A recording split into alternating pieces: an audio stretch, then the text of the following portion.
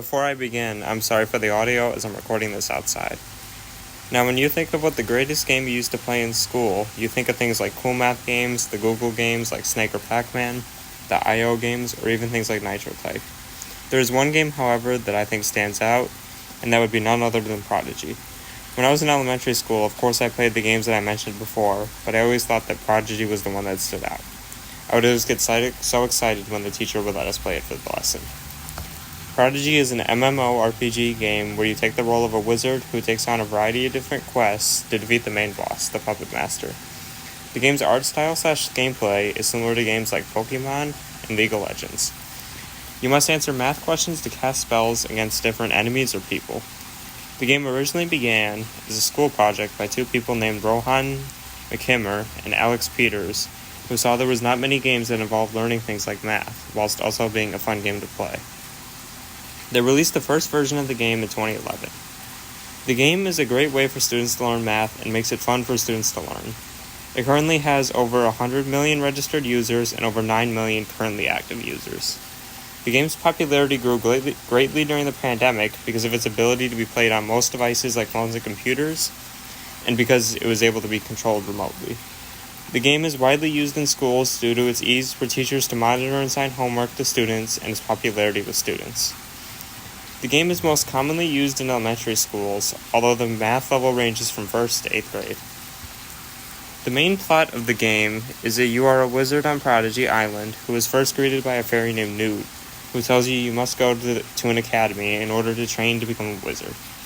As you are heading there, however, you encounter a monster which you must defeat in order to continue the journey. This first monster is quite easy to defeat and acts as a tutorial.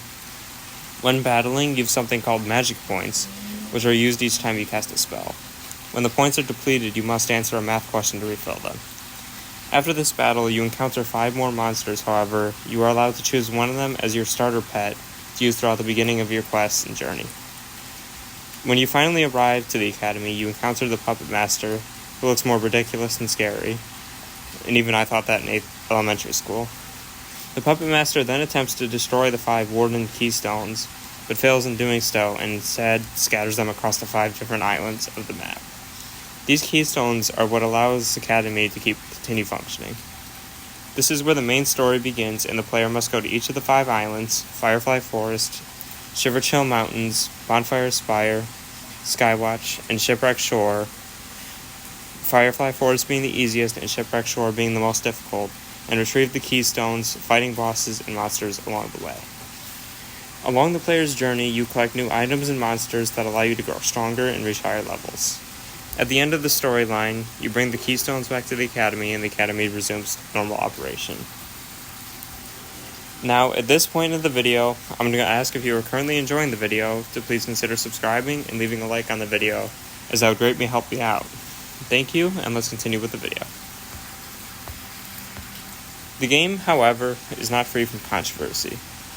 Although the game is free to play for students and free for schools to implement, the game has a premium subscription which allows for users to have better items and cosmetics.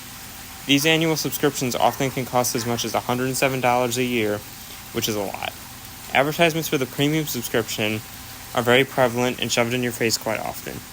They are often displayed after each battle concludes until you can earn more experience or items if you just subscribe to our subscription service. It's also very hard to exit a battle without having the thing pushed in your face, the subscription service. With the target audience of the game being quite young, the advertisements could be quite damaging for kids as their mind is fully not developed yet. Despite all the controversy, the game is still very enjoyable and fair to play as a free-to-play player. When I used to play the game, I personally never bought the subscription service, as I was able to identify with help from the school and parents, as it was kind of a waste of money, as you were still able to do a lot of things as a free-to-play player. I personally believe that the game is one of the greatest, if not the greatest, school games. Although things like the IO games and Google games are quite good, the storyline is quite intriguing, and the game overall is fun and it is an effective way for students to learn math. That is going to be all for today's video, and now enjoy a little bit of gameplay, and I hope you all have a great day.